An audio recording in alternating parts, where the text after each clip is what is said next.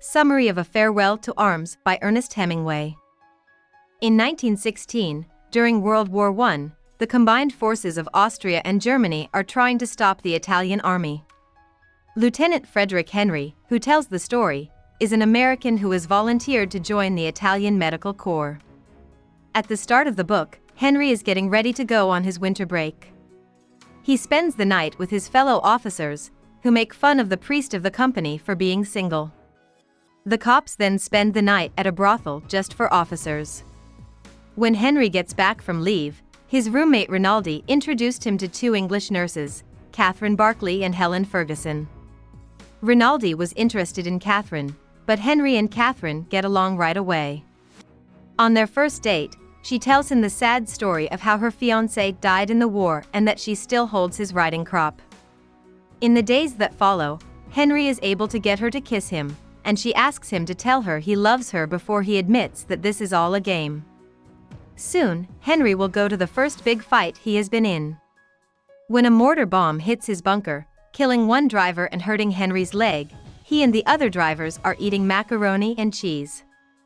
Henry is taken to get care at an American hospital in Milan. When he gets there, he finds that the hospital is badly run and the doctors don't know what they're doing. Valentini, a doctor, is able to take the piece of shrapnel out of Henry's leg.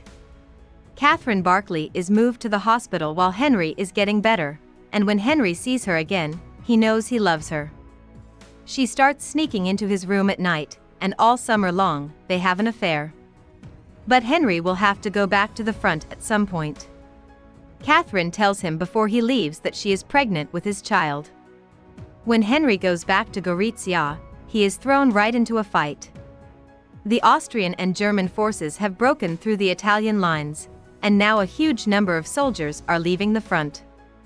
Since there are so many cars on the main road, Henry and his ambulance drivers try to get around them by cutting across the farmland. They get stuck in the mud, and the two sergeants they picked up try to run away instead of helping. Henry shoots at them, and one of them is hit. Another ambulance driver, Bonello, puts a bullet in the head of the captain to kill him. When they get to the Tagliamento River, they find a circle of Italian military police who, out of paranoia and misguided pride, are shooting their own officers for running away. Henry gets away when he jumps into the river. He goes back to Milan because he has chosen not to fight for the Italian army or take part in the war anymore. Henry finds out that Catherine is in an Italian vacation town near the Swiss border called Stresa. When he gets there, he and Catherine see each other again. Soon, a friendly barman tells Henry that the military police are coming to get him for leaving the army. He and Catherine get away by swimming across Lake Maggiore to Switzerland, where they pretend to be tourists and get passes to stay. Henry and Catherine live in Switzerland, outside of the quiet ski town of Montreux. They are waiting for Catherine's baby to be born and are completely happy with each other. They spend their vacations in Lausanne, a nearby town, so they can be close to the hospital.